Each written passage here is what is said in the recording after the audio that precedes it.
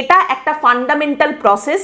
হ্যাঁ, এসআইআর এর এক্সিকিউশন কিভাবে হচ্ছে, কিভাবে গোটা প্রক্রিয়া হচ্ছে, সেটা নিয়ে প্রশ্ন তুলতে পারে বিভিন্ন রাজনৈতিক দলগুলো, এবং সেই কারণেই প্রতিটা রাজনৈতিক দলের বুথ লেভেল এজেন্ট দেওয়ার জায়গা রয়েছে, যারা রাজনৈতিক দলগুলোর পক্ষ থেকে গোটা প্রক্রিয়ার উপরে নজরদারি চালাতে পারবেন, নজর রাখতে পারবেন।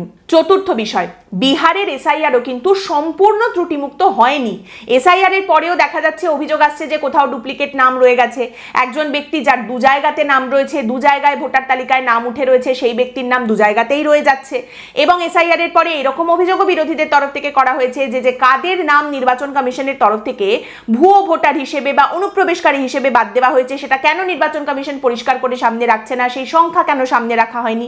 100% সাকসেস রেট কিন্তু নেই, কিন্তু 70 to 80% সাকসেস হতে পারে।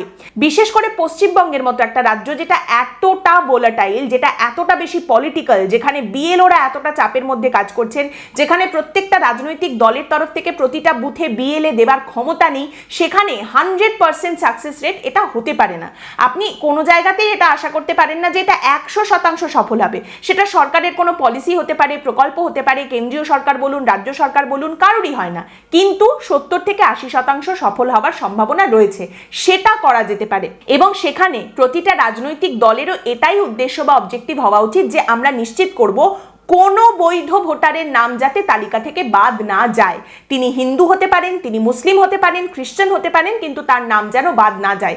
এই যে ধরুন বামেদের তরফ থেকে বা তৃণমূলের তরফ থেকে বলা হচ্ছে যে বাংলাদেশি অনুপ্রবেশকারী বলে তোমরা কাদের টার্গেট করতে চাইছো, কাদের তোমরা নাম থেকে বার করে দিতে চাইছো, তাদের নাম যদি বাদ পড়ে যায় তাদের কিভাবে সাহায্য করা যেতে পারে, সেটা তাহলে এই রাজনৈতিক দলগুলোকেই দেখতে হবে। কন্টিনজেন্সি প্ল্যান বানাতে হবে যে কি করে আমরা এদের পাশে গিয়ে থাকতে পারি, কি করে আমরা এদের সাহায্য করতে পারি। সেটা না করে যদি ক্রমাগত প্যানিক ছড়ানো হয়, তোমার নাম কিন্তু বাদ দিয়ে দেবে, তুমি মুসলিম তোমার নাম বাদ দিয়ে দেবে, তুমি বাংলাদেশ থেকে সেই এসেছিলে তোমার নাম কিন্তু বাদ দিয়ে দেবে, এনআরসি হয়ে যাবে, এনআরসি করে তোমাকে কিন্তু ডিটেনশন ক্যাম্পে ঠেলে দেবে, সেখান থেকে তোমায় দেশ থেকে বের করে দেবে, এই করে যদি প্যানিকটা ছড়ানো হয়, তাহলে অত্যন্ত খারাপ ঘটনা ঘটবে, সাংঘাতিক ঘটনা ঘটবে, মৃত্যুর খবর সামনে আসবে, যেটা অলরেডি আসতে শুরু করে দিয়েছে।